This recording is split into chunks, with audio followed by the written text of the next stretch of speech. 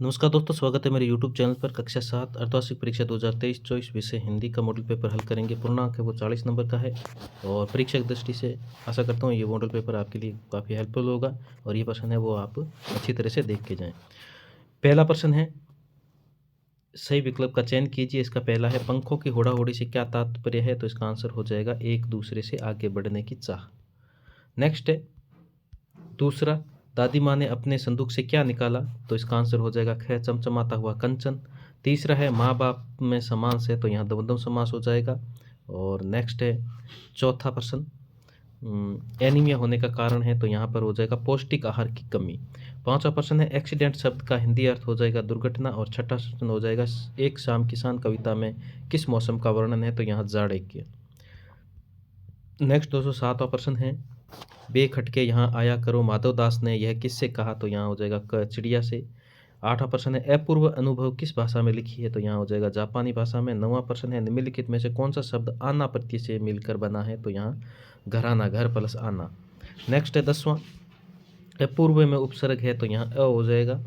और उसके बाद में है, दिए गए शब्दों को उचित शब्द का चयन करते हुए रिक्त स्थानों की पूर्ति करनी है।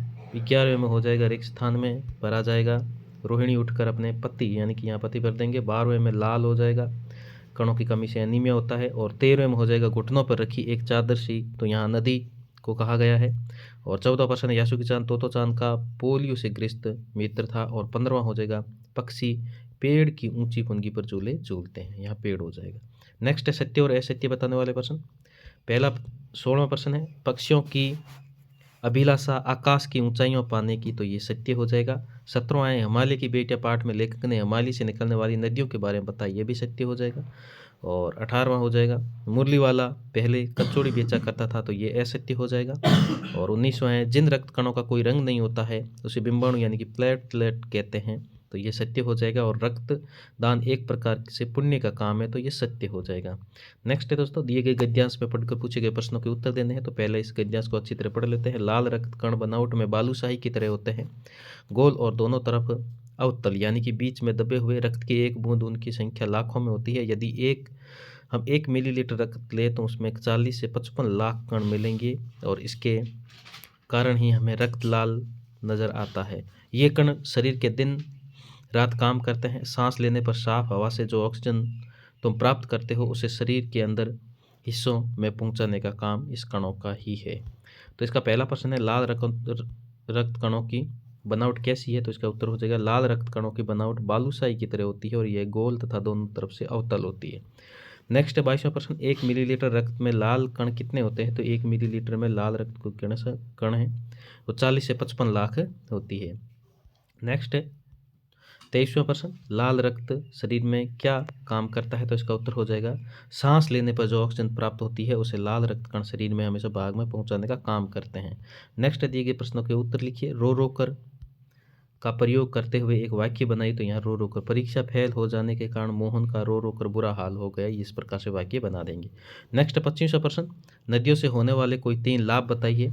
तो यहाँ हो जाएगा, जल विद्युत प्राप्त होती है, पेयजल के रूप में काम में लेते हैं और पर्यटन के रूप में, तो ये 3 लाभ है नदियों के जल के। नेक्स्ट है 26वां प्रश्न, चिड़िया ने माधवदास से क्या कहा? तो इसका उत्तर हो जाएगा, चिड़िया ने माधवदास से कहा था कि मैं थक कर यहाँ बैठ गई थी, मैं अभी चली जाऊंगी, मुझे माफ़ कर देना। नेक्स्ट है 27वां प्रश्न, एक शाम किसान कविता में हमें क्या संदेश देता है? तो इसका उत्तर हो जाएगा, एक शाम किसान कविता में हमें यह संदेश देती है कि हमें प्रकृति के स्वाभाविक सौंदर्य को निहार कर उसके आनंद का रसास्वादन करना चाहिए, क्योंकि बनावटी सौंदर्य प्राकृतिक सौंदर्य का भी मुकाबला नहीं कर सकता। नेक्स्ट है 28वां प्रश्न, अपने घर पर आवश्यक कार्य होने के कारण एक दिन के अवकाश हेतु अपने प्रधानाचार्य को प्रार्थना पत्र लिखिए। देखिए यहाँ प्रार्थना पत्र सेवा में यहाँ हो जाएगा, श्रीमान प्रधान अध्यापक महोदय, राजकीय उच्च प्राथमिक विद्यालय, तो यहाँ अपने विद्यालय का नाम लिख देना है।